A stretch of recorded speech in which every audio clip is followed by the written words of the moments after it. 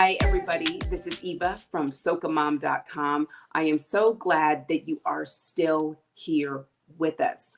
I have someone very, very special to introduce to some and reintroduce to others, and, finally get to put a face with the name that everybody knows. So I'm going to let her introduce herself. She's a voiceover artist, so her voice sounds better doing this than mine. So Vanessa James, please introduce yourself to everybody. Hi, everybody at the SocaMom Summit. First of all, happy weekend, happy April, happy 2020, happy quarantining. My name is Vanessa James. I am the founder of Vanessa James Media, LLC. It is a multimedia platform that I own and have founded in 2010. We're going to be celebrating our 10-year anniversary this year. And amidst all of the crazy COVID-19, we're definitely going to celebrate.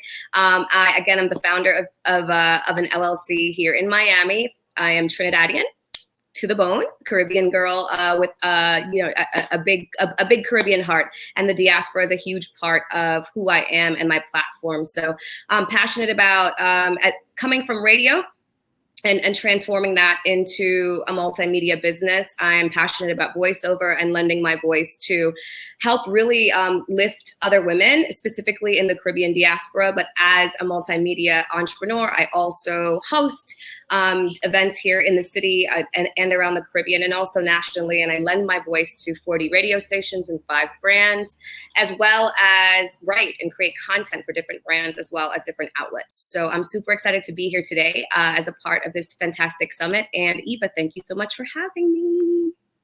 Thank you for being here. So you guys, this is the first time that we have met. Okay. Yes. So, hey, girl. So, hey. So this is a really interesting topic for a conversation to have for two people who this is their first time meeting. Okay. Right. So you all are witnessing something really, really cool. So this conversation is about the power of your personal tribe. I love it. Now, we were just talking before we went on air that I could not have done this without the women that I have known for some 15, some 20 years, some I've known for 2 years. Mm-hmm. And many I have never so much as given a hug. Wow. And there's something to be said for a woman who will support you, and you give them an idea. You say, this is what I want to do. And their first instinct is to help you and support you. Right. And not only do that, but direct you to other people who can also help you and support you. Absolutely. So Vanessa, tell us, you are doing everything. I mean, everyone, please go to SocaMomSummit.com and read her bio and go to her website, because amazing, amazing woman. Tell us what kind of friend, like the type of friend you needed to support you in all your endeavors. First of all, I think just to backtrack really quick as it relates to you, I can't say congratulations enough on putting this together in such a short time amidst a pandemic. Now you can say you crossed everything off the list, honey. Even doing an online summit during a pandemic, like what can they possibly throw at you, right? I will Not say— another pandemic, please. No, please. Exactly. But it's a testament to your character, right? And to the fact that people have gotten and taken the time to get to know you, know your integrity, and want to help you. And I think that's really what it is about. Building your tribe, for me at least, in my career, has really, as I take a look back, transitioning from college, from radio, to starting my own company. Of course, there are, some strong men in there, but the majority of the people that really kind of went out on a limb for me when I wasn't really sure, really helped to direct me, redirect me, and also a lot of times just give me a push when I felt like that's a big risk, were the women in my tribe who, some of them, yes, I could call up because they're girlfriends and they're, who were also colleagues that I could say, hey, I want to run this by you. But a lot of times there are people that I just connected with on social media who followed my brand and said, hey, I love what you're doing. How can I support? And I feel like, especially 10 years in now as an entrepreneur this year, if I could leave women with one, nugget of wisdom, it's really to lean on people and ask for what it is that you want. You have to, as you're developing your brand, and also, even if you're still in the corporate, spectrum, which a lot of us are, not everybody's an entrepreneur and a creator and an influencer, right? Some people, a lot of us, the majority, are still working a corporate job, but it's also about having that balance. And when you want to step out on the limb and start that new project, or ask for that promotion, or launch a new product, or launch a new online platform, create a new app, whatever it is that us women are doing, because it feels like we're doing it all, specifically Black women and definitely Caribbean women. It's always been about leaning on our core tribe, our core group of women that can really harness our ideas and allow us to be our most honest selves, so we can bring those visions that were just sitting there. For me, it was two of the biggest events that I've created over the past 10 years have been from sitting on the beach with a notepad and some scotch and coconut water on ice and just thinking up ideas, and then bringing that back to my core group of 3 or 4 girlfriends, and boyfriend, and saying, hey, I'm thinking about this, and here's where I am with it. What do you think about it? And have them give me their honest feedback. So our tribe is really everything, right? I do believe they're in that notion that you can't be the master. I'm going to mess this up now. You can't really be, you don't want to be the jack of all trades and the master of none. You definitely want to master your craft. But I do believe, especially as women of color, that it's important for us, and a lot of us are so multifaceted already. And I think in these times, it's very important to be multifaceted and not just have that quote unquote one hustle. But for me, I don't like to call it a hustle. I like to call it a mastery. That one thing that you master well, that's great. You could be a writer, but you could also be a speaker, and you could also be, a product developer, app developer, whatever that is. So it's really about thinking about what it is that you want and thinking about that vision. Does it make sense? Does it serve a need that's unserved in our community? And then how you can bring that to fruition really is about the people that you have around you that can help you get from A to Z. So if you had to describe the perfect tribe member for you, you're talking to someone, she's 25 years old, she has brilliant ideas, but she still has maybe friends from childhood who aren't, necessarily business minded, and she might be business minded, even if it's moving up the corporate ladder, and she wants to talk about her resume, and she wants to talk about these things.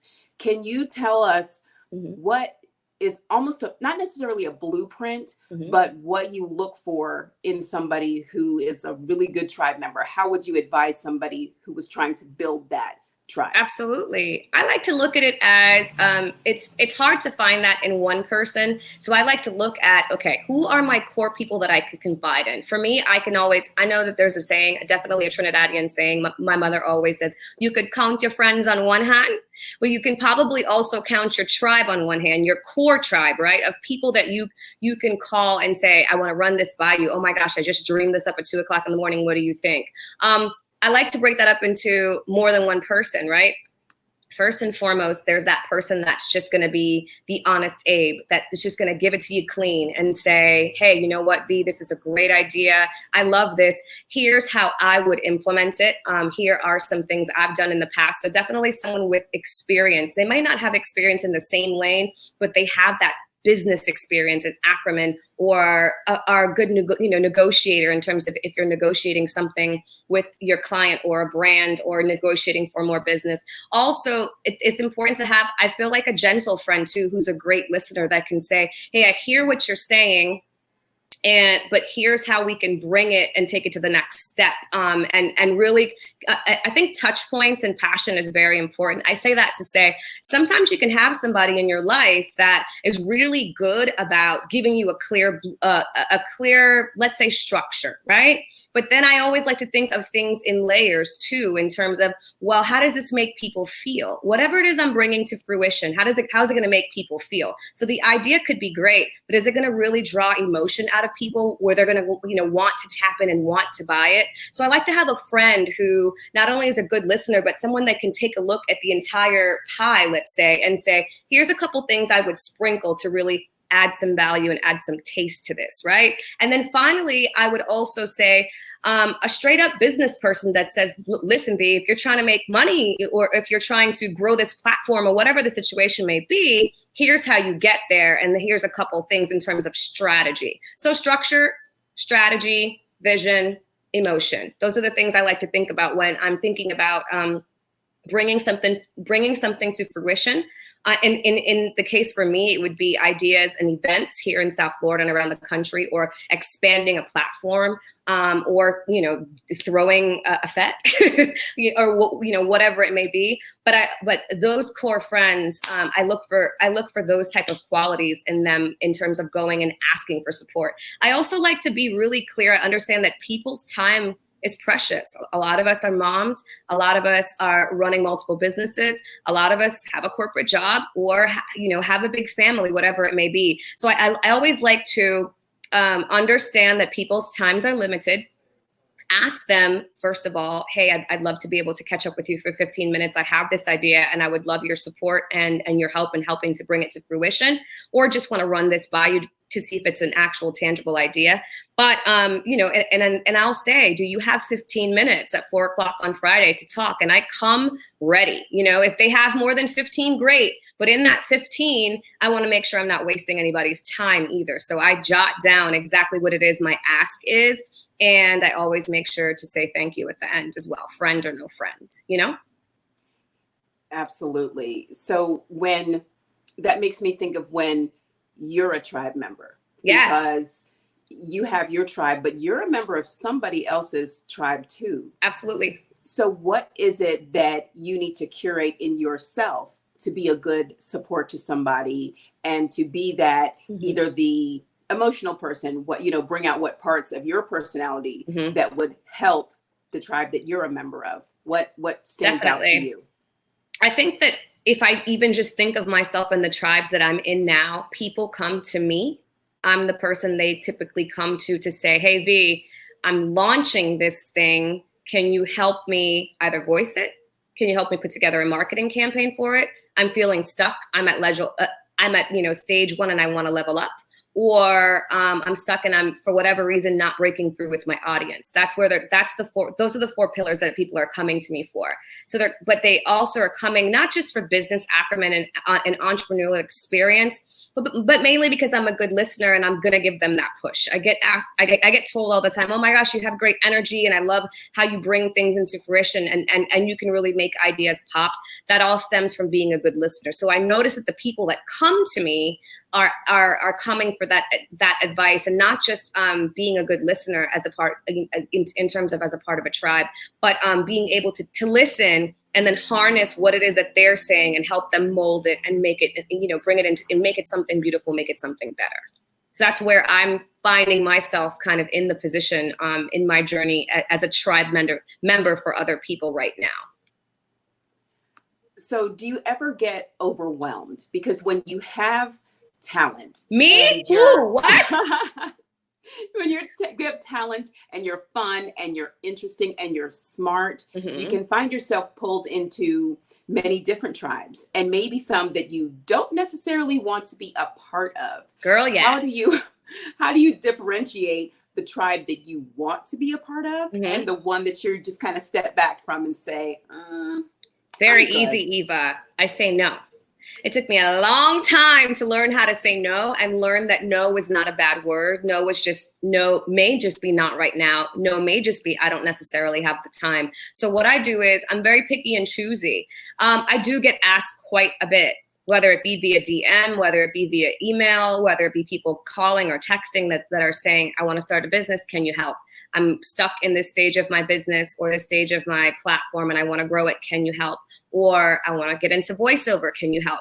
I like to give people homework because my time is valuable. So I would challenge you if you're feeling that way and feeling overwhelmed, which I used to feel a lot because I used to hate telling people no. I wanted to feel like I was always there for people.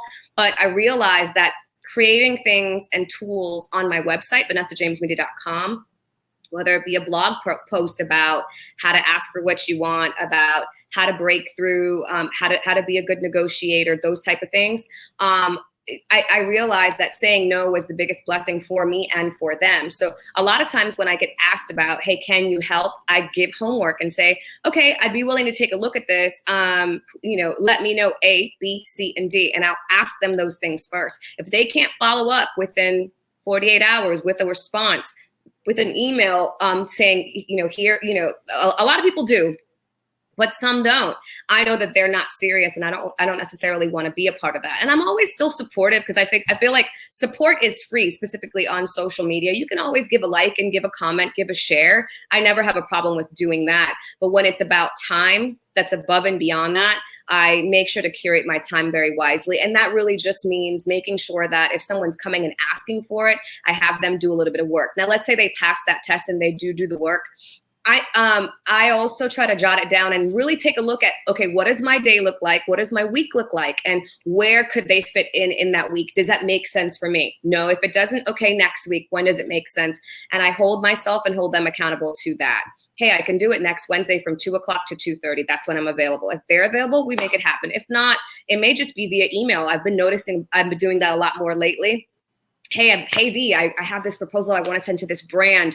Can you help me with it? I'll say, yeah, absolutely. Send it to me. Let me take a look at it. And then we can have the talk. Not taking 2 hours to have a conference call and looking at it live with you on the phone. So I just found really interesting ways to kind of edit and curate that around my life so I could have a little bit more ease. My days are crazy and they're never the same because I do voiceover for a living. So a lot of stuff is coming at me from different, stations around the country and brands around the country.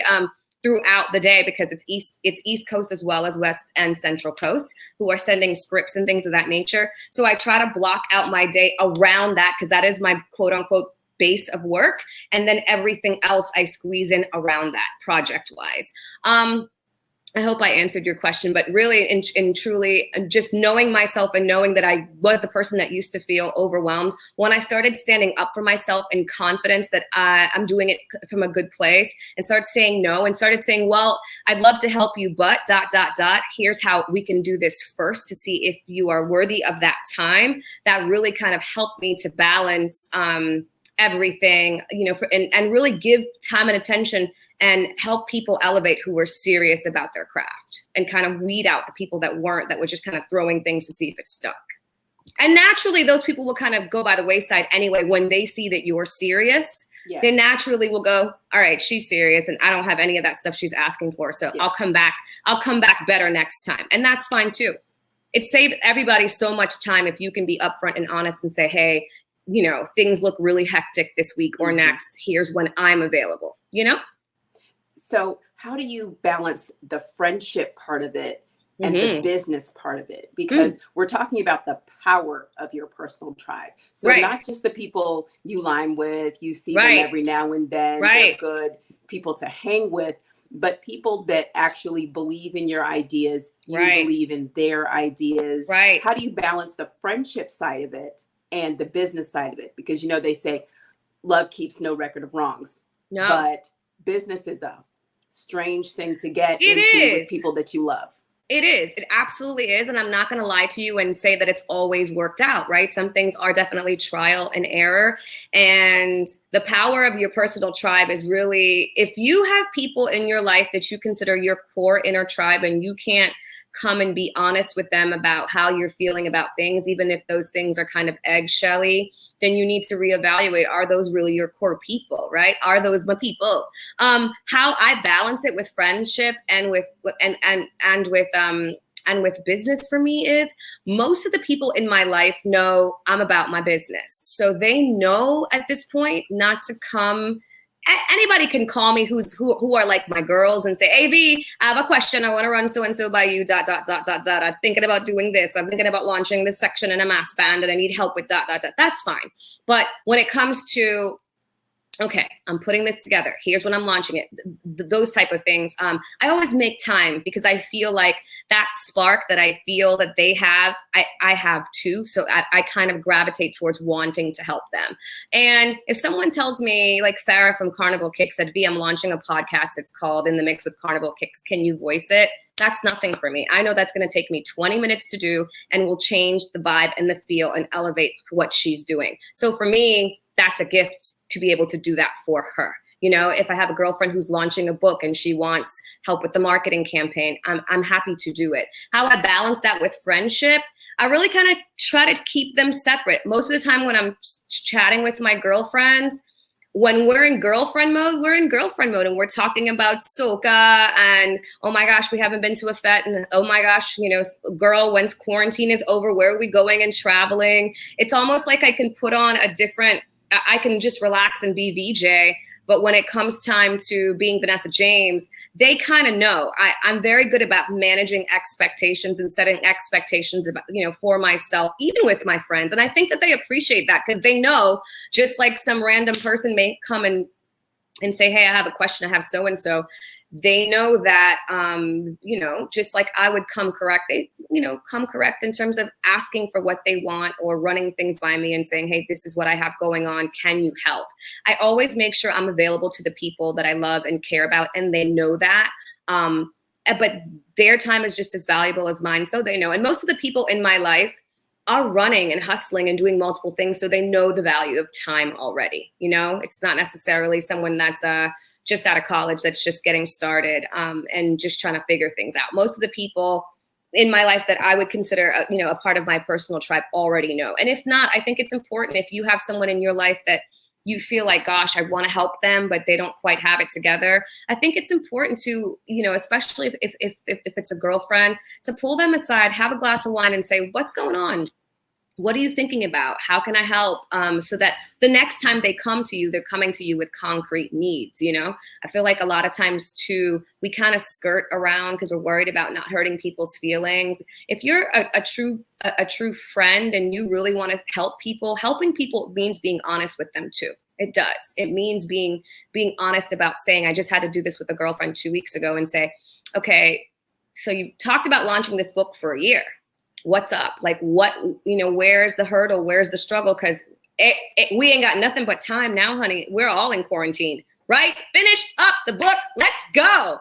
Launch that book. Let's go. So, you know, and she had to say, you know what? You're so right. So again, sometimes it's just that nudge too that gives people, that kind of takes people off the hook too, because they can get into a comfort zone. And as a friend, it's important to kind of keep your girlfriends and you know, your tribe accountable for being their best selves too, especially if that's what they're coming to you for, you know? So how do you balance your other relationships in contrast to your personal tribe? Because you have family and sometimes you'll find you have so much in common. Yeah. And so many goals that are similar with your personal tribe that you're even closer to them than cousins you grew up with, best friends that you had in kindergarten. So how do you balance that when they're looking like, this person just showed up and you're like, but they're basically me. But like, great. They're basically me in their own bodies, and I love them, and they're a part of my family now, and therefore they're a part of your family now. You're gonna take them. Yes, they're gonna be at the table for Thanksgiving, and everyone's just gonna have to be okay with it.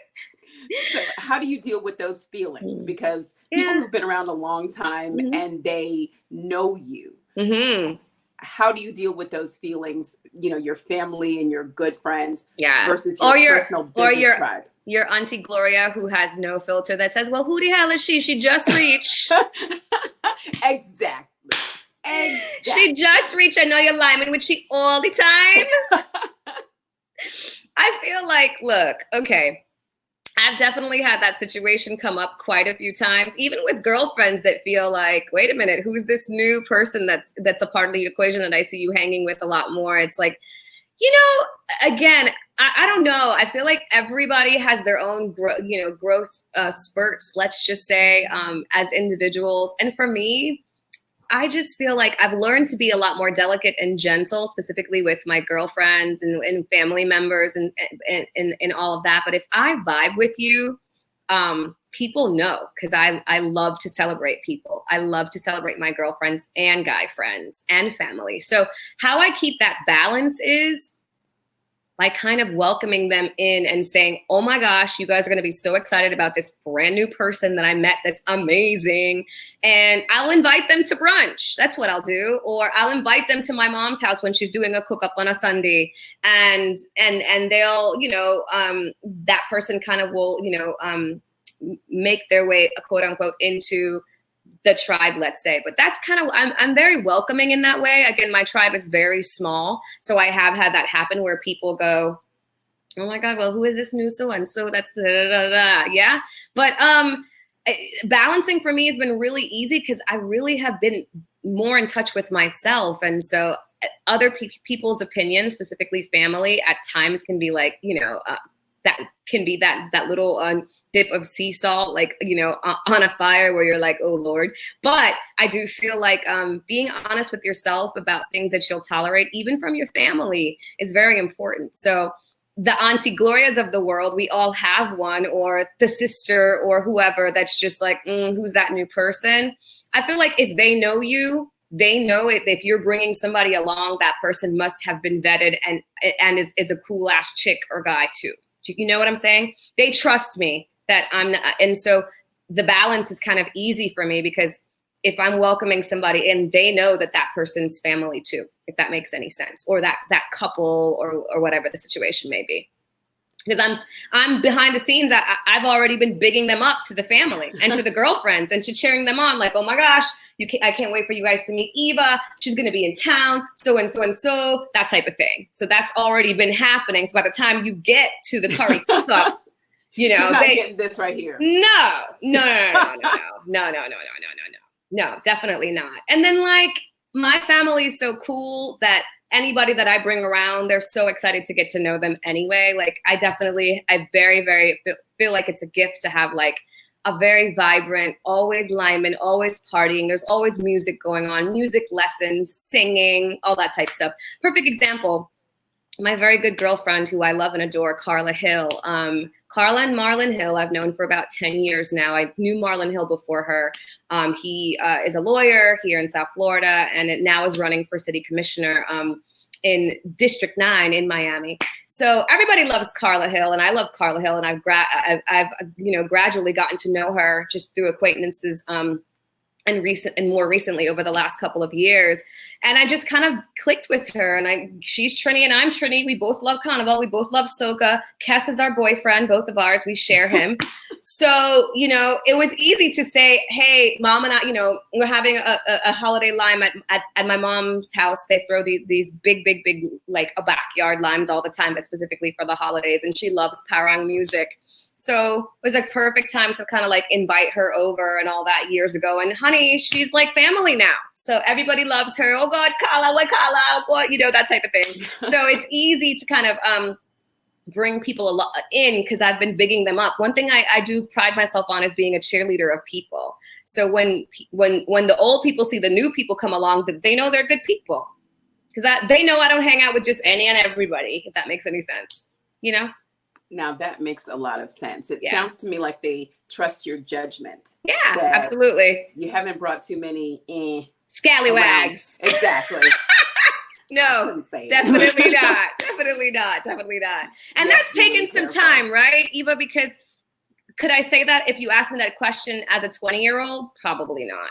As even a 30-year-old, where I feel like my judgment was kind of on some people, probably not.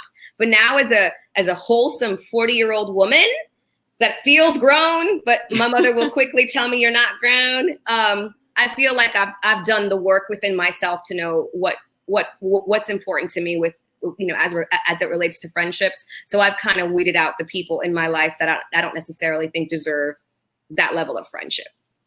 So the lessons that you've learned, is it kind of like building a muscle, like you have to do it? Or would you say that you would go to your 20-year-old self and be like, girl, not her, not him? Are those experiences you had to go through to learn to build the powerful, perfect personal tribe for yourself? Like you have to kind of navigate that stuff yourself, because as a mom, you look at people's friends and people who gravitate to your kids and you're looking at them like, I know. I don't know about Jordan. Right? Like, I've seen her before because these things go in cycles. Oh, absolutely. And you're like, ooh, that one was in my 8th grade class. So do you believe that you have to grow through these things? You do. Or that there's just a little advice you throw in there every now and then? You do have to grow through situations, but there's so much inner work that goes on if you really give yourself the opportunity and the blessing of doing the work, the inner work. Nobody can do the work for you. Like, so tribe, if you're listening, take away this nugget. You can't skip to the finish line without doing the work. Like, you've got to do the work at the 100 meters, at the start line, at the 100 meters, all the way till you get to the finish line. You got to do the work. And the work may be spending time with yourself, thinking about what makes you happy, thinking about the people in your life that make you happy, doing those things. Are you happy being alone? I think a lot of the work, the inner work that I've done and really kind of been able to weed out the quote unquote friends that no longer are friends. I'm really good about wishing people well, but not needing to be quote unquote girlfriends with them all the time. I'm not a needy girlfriend. So those type of people that are really needy tend to not be attracted to me anyway, because they know I'm busy, or they're not necessarily afraid, but they're more hesitant to text and call every day. I'm not that type of girlfriend. I have my girlfriends who I can kiki with and all of that all the time, a couple times a week, but they know I'm busy and they're busy, and we respect each other in that way. I think for me, just to answer your question, I do feel like once you do the inner work, you tend to have your radar up and tend to know from your vibe and energy of people who are just not, they're bad people, but they're doing their work and they're at a different part of their journey. And right now you're just not gelling. So I kind of stay clear from those people, and they kind of stay clear from me, if that makes any sense. I feel like energy is so important in friendships. And once I do the inner work, think about this. If you spent all this time facing your demons and your fears and all of the things that have kind of held you back in the past, and also challenging yourself to be a better person, and more self-care, working out, eating cleaner, juicing, taking care of yourself, all the shea, all the moisture, all the butter, all of that, all the butters, all the spa time at home, all the time reading and meditating or reading healthy books. When I say that, I'm meaning like to actually raise the vibration within you. Are you really going to want to waste that on people that don't vibe at that level? And even if they don't vibe at that level, that you feel like the minute that they walk into a room, you don't get good energy. It's almost like we're all running so much, especially you guys as moms out there. I'm not a mom yet, but I definitely feel like once you do the inner work, you know the value of your time, and you're not going to want to waste it on people that you don't vibe with and you don't have an electric energy with. Like, when there's that spark, there's that spark. And if there isn't, there isn't. And you wish them well and you keep it moving. You see them in a fete, you see them out at a conference. Hey girl, everything good? Cool. Keep it moving. That's how I roll. So when you're looking within your personal tribe, there's a give and take. Yes. You know, you've got the people who compliment you. Like, maybe, like you said, you're really good at marketing. They're really good at the money. Yeah. And you compliment each other. Okay. So how do you make sure that balance is maintained? Because, you don't want to keep a running tally. Okay, I introduced you to 5 people this month. You need to introduce me to 5 people this month. Oh, no. How do you keep that balance and make sure that everyone is feeling respected and valued inside of your personal tribe? I say, hey, I really appreciate you taking the time to connect me with this person for this event or whatever it is I have going on. How can I help you? Do you have anything that's coming up or that you're working on that I can help you to elevate, or that I can, just know that, V, I don't have anything right now. I was happy to help you. Okay, well, I appreciate you. The one thing about the people in my life, they know that they're appreciated. Every single one of them. You could call them right now. All of them would say, I know I'm appreciated, and I know I'm an important person in her life because I let them know. I'm big on writing cards. I'm big on quick little thank you texts just because I was thinking about you. I don't believe it. If somebody runs across your mind and they're important to you, you text them or you call them or whatever the situation is. I think I learned that from my mom. But I feel like the people in my life who are my inner tribe, they know. And so how I balance that, I stopped doing that a long time ago and I was that person where I felt like, oh my gosh, I literally took, 10 hours out of this month to connect this person with this person. I did that a lot. I get that a lot. People say, oh my gosh, you're so great at connecting people. So I just took the guessing game out of it and created an event to connect people. And it's called BJ Media Mixology. And literally it is the signature event for connection in South Florida for creators and entrepreneurs, small business entrepreneurs of color. So it brings people together who want to connect and they can do it there. You know what I'm saying? So it takes the pressure off keeping tabs on who I connected with, And one thing too, you'll notice once you start to grow in your business and as an entrepreneur or even in the corporate space, you don't keep tabs when you're busy. Meaning, if you're busy and you've done the work of connecting people who would create good synergy, it always comes back to you. For me, tenfold. There hasn't been a situation in my life where I haven't happily connected that person who said, I really want to work with this person. Do you happen to know so and so and so? If I've done it a year later, 2 years later, 2 weeks later, they remember and always pay it forward. So I believe it's important to pay it forward too. No, I can't do that with everybody. Absolutely not. But if I feel like you're worthy and what you're doing is important, I don't mind doing the work to help elevate people. I can't do it all by myself, right? So having a tribe is really finding people that do things that I don't like to do or that I'm not good at well, or the people that are really good listeners or the people that are experts in this area. And that means that if there's a graphic designer or a marketing or digital strategist and I need that for my particular event or whatever that I'm doing, I call in my tribe and say, who do you think would be good? I have this budget. I have this going on. Here's how I want to support and make this happen. And again, they pay it forward and I pay it forward and it just keeps going around like that. So I kind of have broken the mold on that idea that you have to keep tabs on how many times you do good for people. When you're doing good for people, at this point in my life, it's coming back to me so much that I'm done. Those days are over of keeping tabs about the good that the people that I'm doing good for people, because it's coming back to me. I'm seeing it in my life in terms of whether they send me a client or a recommendation, which happens a lot. So I'm already seeing the actual value of our professional relationship in my life, if that makes sense. But it's because we've both done the work. Yes. So the balance is more within you as a person. Like, I'm good. I have given this to you. Do what you will with it, and don't embarrass me. And that's all you can ask for from somebody. And it comes back to you because you've given with your heart. You said this is listen, Eva. I want to be honest. This is an honest space. Oh, absolutely. Yes. The SocaMom Summit is an honest space. Honest space. So there have been people that have come to me and I was so excited about helping them because, this one particular situation in the last couple of years, I had a female entrepreneur come to me so excited about her event and I was so excited to help her. So I did. And I recommended. And on the back end, I heard that on more than one occasion, from the recommendation that she didn't necessarily treat the people that I connected her with well. Not good.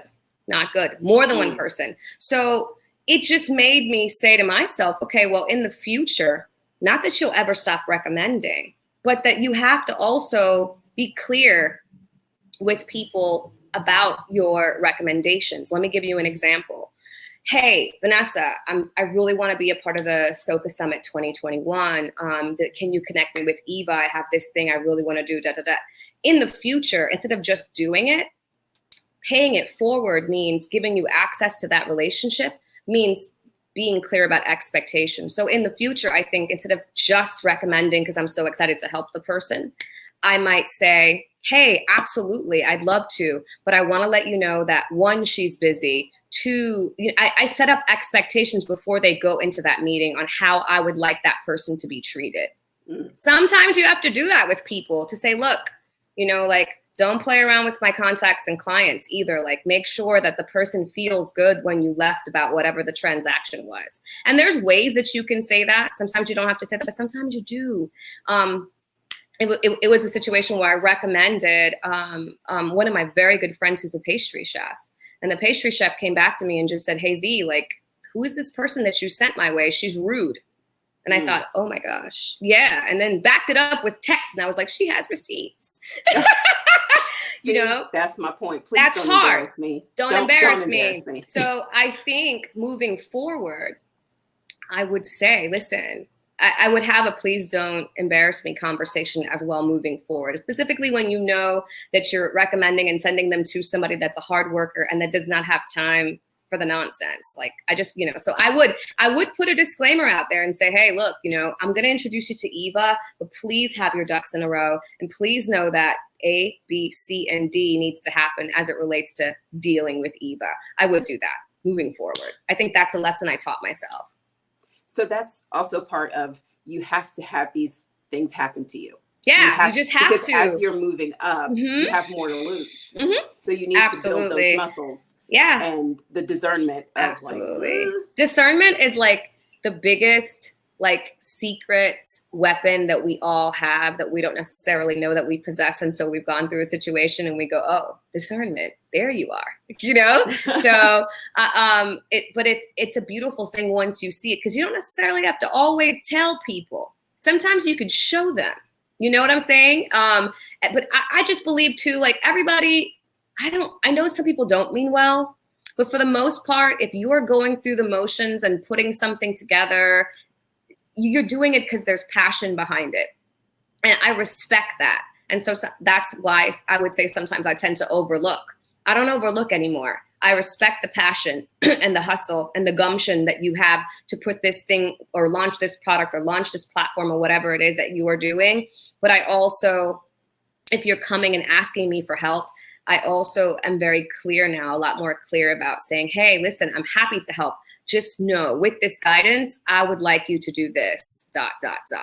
And I think people appreciate that. Everybody's at a different point in their journey. Hopefully, you know, the person never approaches another client like that or vendor again. But it's my responsibility once I know that too, not just to earmark it, but to say something to them and say, hey, this is what I heard. I'm not sure. Here's the receipts, but I just want to let you know moving forward, this is not how I deal with clients. And sometimes people just need to know. They need that, you know. We're all trying to figure it out and work through the motions, but simple and basic respect is mandatory in my work, you know, and dealing with the people that I deal with, especially if you want to be connected to my tribe. So when you were talking about the event, the premier event that you have created for South Florida. Yes.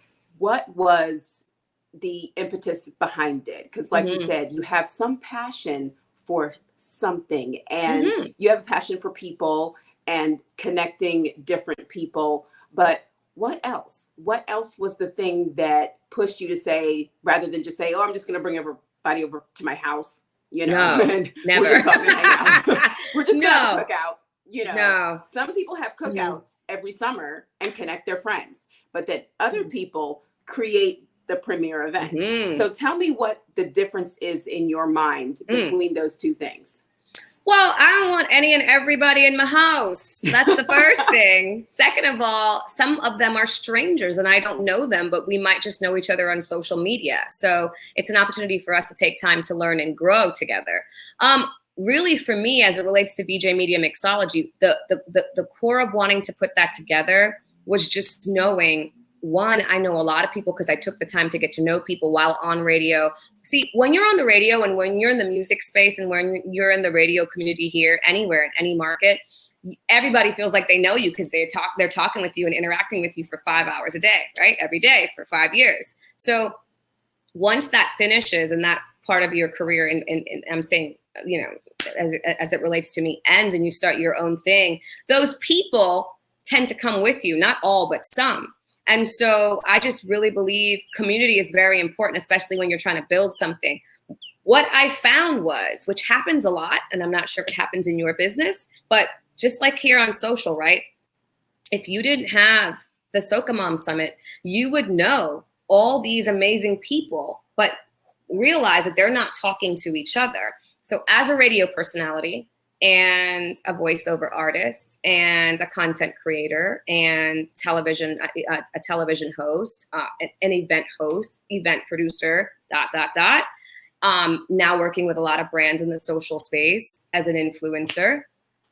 All of those worlds are technically 7 clones of Vanessa. They're the same person, but they could all be 7 different people. What I realized was the television, anchors and producers here in South Florida, half of them have never met people in radio. They've never met the videographers, the cinematographers, and photographers. They haven't met the marketing people. None of those people are talking to the brands I work with. So that was the reason, and that was my why. Like, there are amazing people in all these spaces of media, and none of them know each other. I want to create a space where, they can collectively get to know each other and intersect, right? Because we're so moving in our own circles.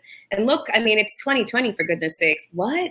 When did that happen, right? And how many people have you saw or thought, oh yeah, that person would be really cool to connect with, but you never have time, or you don't even know where to start in terms of having any type of conversation with that person. So really, that's what VJ Media Mixology was all about. It was creating a space for people to be able to intersect and connect deeper than just on social or a quick hello, and seeing how collaboration could spark from there. That's really where it came from.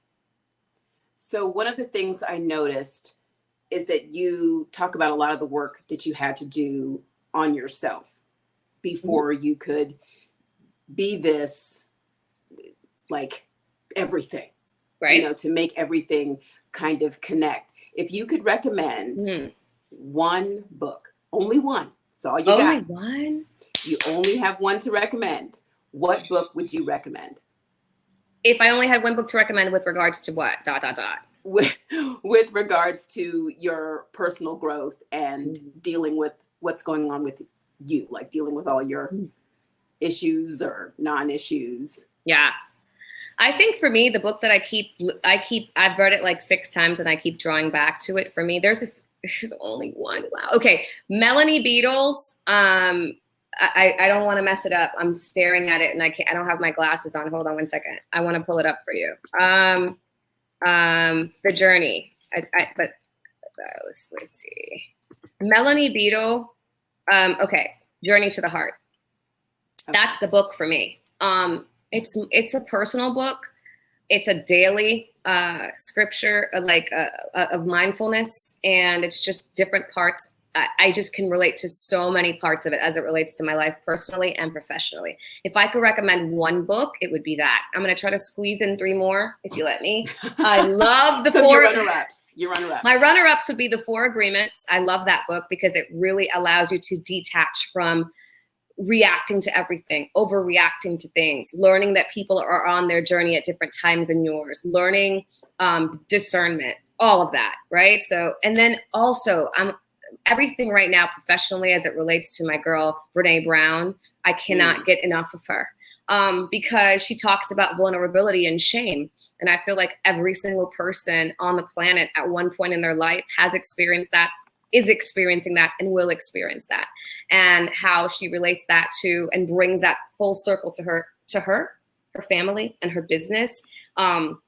She really speaks a lot of truth to me. So I love her book, Dare to Lead, especially as a leader, someone that's leading a business. It's a great book. Like, I read it, the entire thing, cover to cover, on a flight from Miami to San Francisco. And then I read half of it coming back because I was like, oh, I got to go back and highlight, girl, because I got to apply this and apply that. So, and also Oprah's book. Oprah has a great book, and I'm going to mess up the title of it. So I want to get it for you.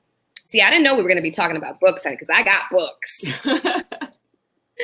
Okay, so Oprah's book, I think What I Know for Sure. Ooh, that's my book. That's my book. So that's why I said, like, okay, so I read What I Know for Sure, and I always, well, before I couldn't go out to the beach anymore because these crazy spring breakers didn't listen, and now the governor closed down the whole beach down here. So now I'm just having to sit outside on the grass and read. But typically what I'll do is, it could be during the week if I don't have a lot of VO or I don't have a lot going on and I want to treat myself to 2 hours just for me with a book, honey. And if it's late in the evening, a glass of wine. And if it's not, then a glass of lemon water with some cucumber and mint or whatever fancy concoction of water I'm feeling for the day. And and I'll go out and like dive into a book. And even if it's just a chapter or two, like it's just so soul filling for me. But that Oprah book, I kicked off, I think like my journey through mindfulness with that book years ago after the tour.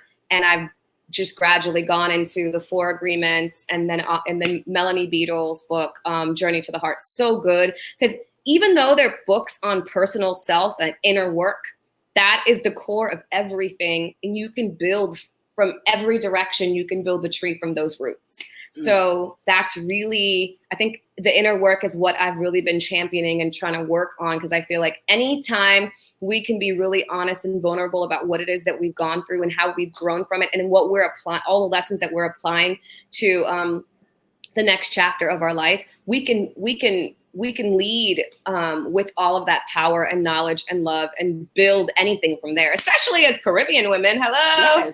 Yes. Did you see the people on that What speaker people? page? I had to sit back one day and be like, my God. Yes, Like, you killed it. Yes, you did. That is wild to Yes, know that it's there's wild. so many I multi-talented people. I know. Oh How my does that goodness. make you feel in terms of like this spark and this idea that you came up with, and now you're looking and watching it come to fruition like in this way? And maybe this is kind of like the serendipitous way that it was supposed to happen. You know, I thought about that because I could only have, the way I was planning it, I could only have at most like 150 people. Right. And that hurt me a little bit because that's not the way that I built SocaMom. SocaMom was supposed to be for everybody. Right. And that way it was only going to be for the people who could get a ticket or who were local, who could afford it. Because these events, you know, are expensive. They're expensive to produce. Yes. But I was going to make it work. I said, it's almost been 10 years. Yes. You know, I need to see these people in person. I need people to hear them. Right. And then I love it. We can't move. I'm like, oh no. But in a way, this is kind of great because now you have all these online tools. It's almost like you've built a portal of goodness that people can just go back to and listen to those videos and access whenever they need that inspiration or, you know, that extra push. You know, my favorite part of this is because I put together the panels, I did it a little differently than most people do them. The call for speakers happened after most of the panels were full. Okay. And I had come up with the topics and fit the people that I listened to about those topics into the, you know, what the session was going to be about. And then the conversation continued without me. Like, we're like, okay, we're done. Thanks for coming. Right. And they're still going. Oh, like, wow. They are like, oh my gosh, girl, I'm going to follow you. And I can't believe I didn't already know you. And I'm just sitting there like, that's what it's about. Beautiful. Yeah. Like, it was so nice to see. Right. So that really was the most touching part for me. Right. Apart from seeing everybody and letting everybody know this is the power of Caribbean women. Yes. It was. We're amazing. We're amazing. And if I feel like I must share this because I know other Caribbean women have expressed this to me. I was just having this conversation very briefly with my girl, Abby Charles. She is the owner of Bene Carib, and she's also like a rock star in the healthcare sector as well in DC. But we chat a lot on Insta, and we become like, you know, Insta girls, let's say. And we're having the conversation about how, you know, as Caribbean women, I know a lot of us feel like we don't necessarily, you know, it's like people judge us as African American, which is great. Obviously, we embrace that. But I'm Trinidadian too.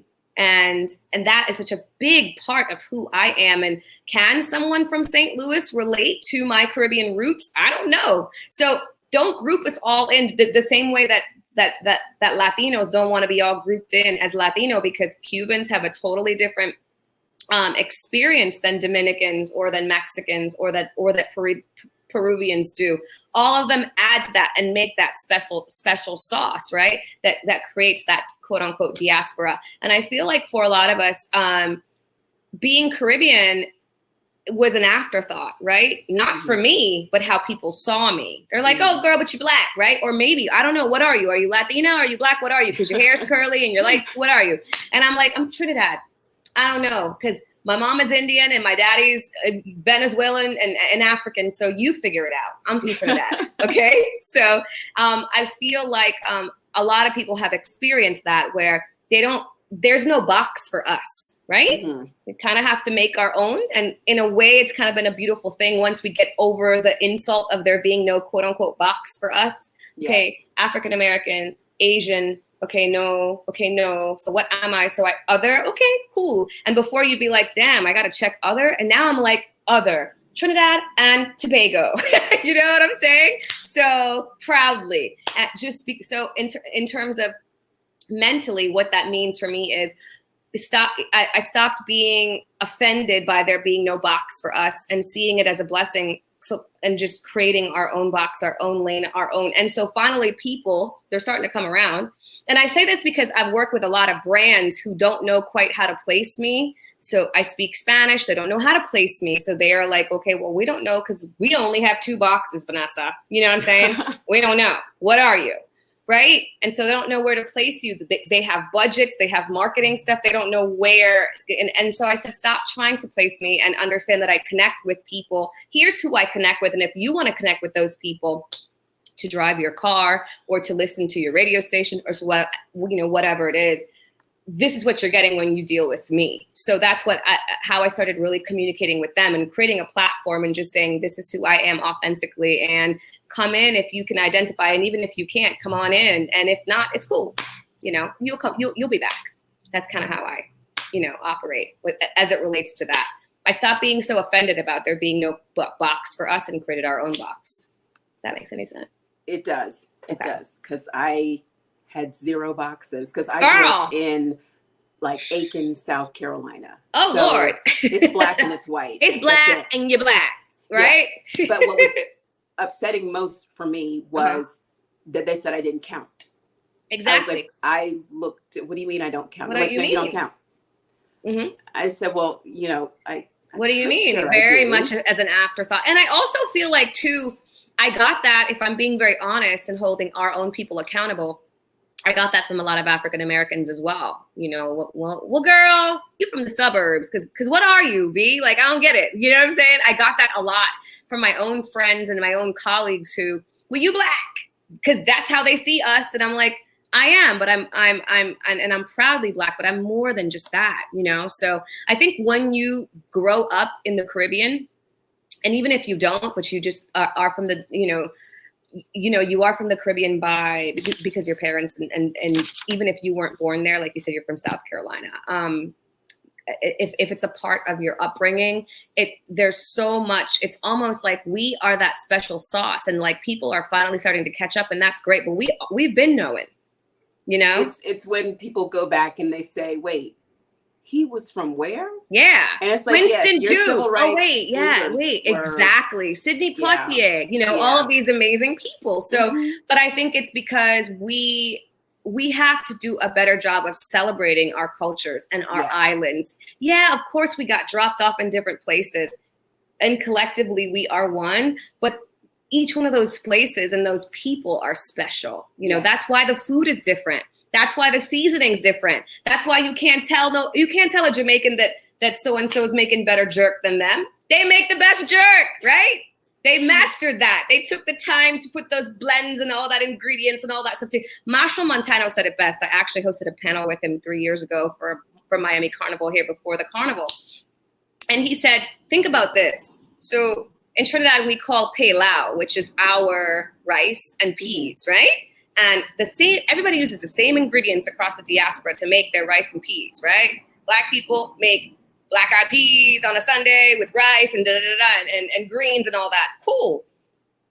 People from Honduras make it different, right? But it's the same rice and peas and chicken, right? That goes into making it. Of course, in Puerto Rico, arroz con pollo, right? Cubans make it different. So, but at the end of the day, I think it's so beautiful that we can celebrate the difference.